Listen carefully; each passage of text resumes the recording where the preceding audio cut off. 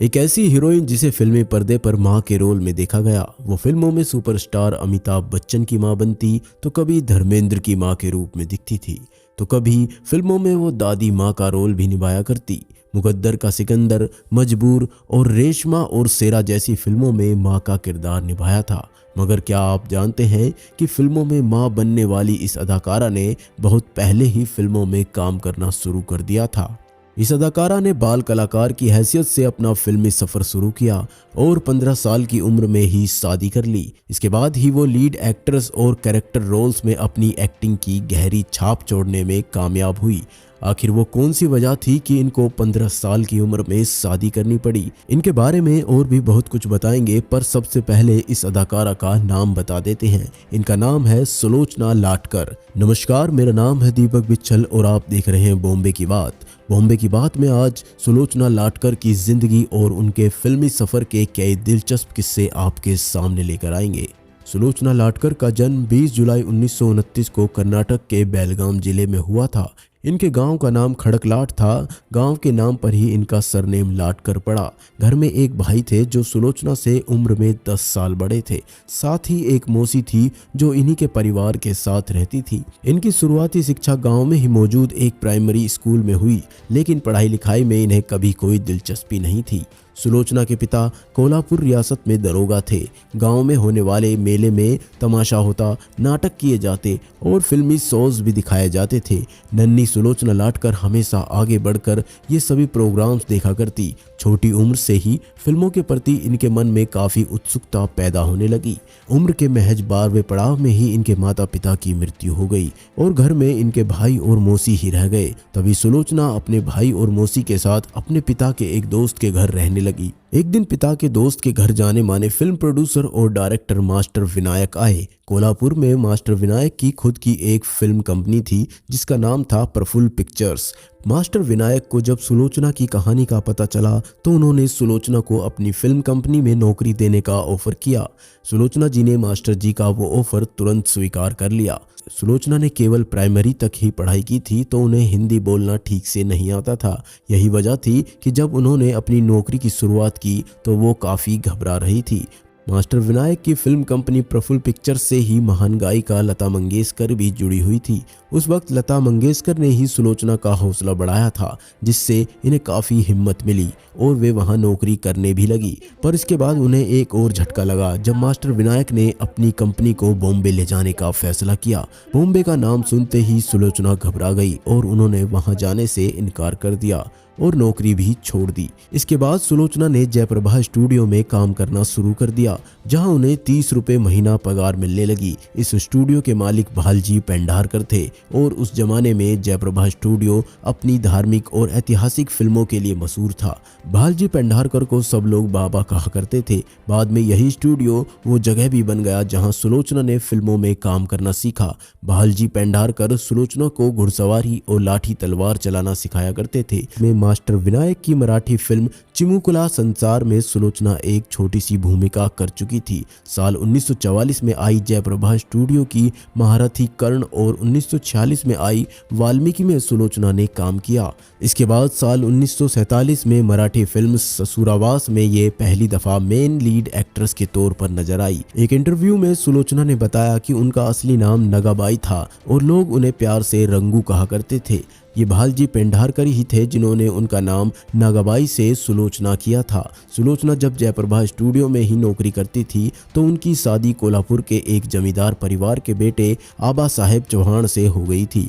शादी के वक्त इनकी उम्र महज 15 साल थी। फिल्मों में काम करने के बाद सुलोचना की जिंदगी ठीक ठाक चल ही रही थी कि तभी इनकी जिंदगी में एक और मुसीबत सामने आई। साल 1948 में महात्मा गांधी की हत्या हो गई और इसमें आरएसएस का हाथ होने की बात कही गई। इसके बाद तो पूरे महाराष्ट्र में दंगे भड़क उठे और संघ के कार्यकर्ताओं को मारा जाने लगा। उनके घर और दुकानों को जला दिया गया था। सुलोचना के गुरु भालजी पेंढारकर भी संघ से जुड़े हुए थे तो उनका जयप्रभा स्टूडियो भी जला दिया गया और पेंढारकर को गिरफ्तार भी कर लिया गया। जयप्रभा स्टूडियो बंद हो गया। भालजी पेंढारकर ने अपनी सभी कर्मचारियों को 2 महीने का वेतन देकर कार्य मुक्त कर दिया। इस सारे घटनाक्रम के बाद सुलोचना पुणे आ गई। इत्तेफाक से यहाँ मंगल पिक्चर फिल्म कंपनी की फिल्म जीवाचा सखा में उन्हें मुख्य हीरोइन के तौर पर काम मिल गया। ये फिल्म साल 1948 में ही रिलीज हुई और एक कामयाब फिल्म थी। इस फिल्म की कामयाबी के बाद सुलोचना मराठी फिल्म इंडस्ट्री में जम गई और उन्हें काफ़ी काम मिलने लगा। साल 1952 में इनकी एक और मराठी फिल्म आई जिसका नाम था स्त्री जन्म तुझी कहानी। ये फिल्म जबरदस्त हिट साबित हुई। ये फिल्म रंजीत मूवीटोन के मालिक सरदार चंदू शाह को काफ़ी पसंद आई थी। उन्होंने इस फिल्म का हिंदी रीमेक बनाने का फैसला किया। हिंदी में इस फिल्म का नाम दिया गया औरत तेरी यही कहानी। चंदू शाह ने सुलोचना को ही इस फिल्म में साइन कर लिया।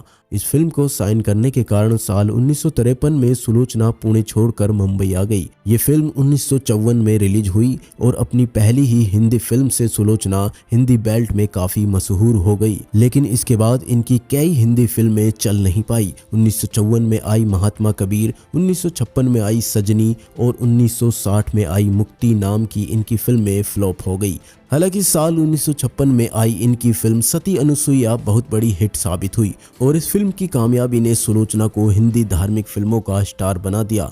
लेकिन इस स्टारडम का एक नुकसान उन्हें यह उठाना पड़ा कि धार्मिक फिल्मों के अलावा और दूसरी फिल्मों में इन्हें काम मिलना बंद हो गया था।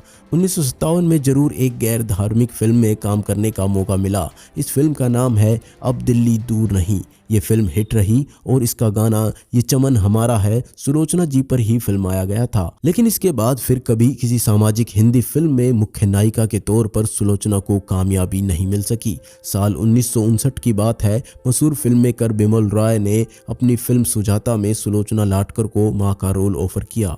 सुलोचना जी ने उन्हें मना तो नहीं किया, लेकिन वो इस दुविधा में जरूर फंस गई कि महज 30 साल की उम्र में मां का किरदार निभाना कहां तक सही रहेगा। लेकिन उसी दौर की मशहूर अभिनेत्रियों दुर्गा खोटे और ललिता पवार ने उस फिल्म में काम करने की सलाह दी। उनके कहने पर सुलोचना ने बिमल रॉय का वो ऑफर स्वीकार कर लिया और सुजाता बहुत बड़ी हिट साबित हुई और देखते ही देखते सुलोचना लाटकर हिंदी सिनेमा के कैरेक्टर आर्टिस्ट का एक बहुत बड़ा और बिजी नाम बन गई।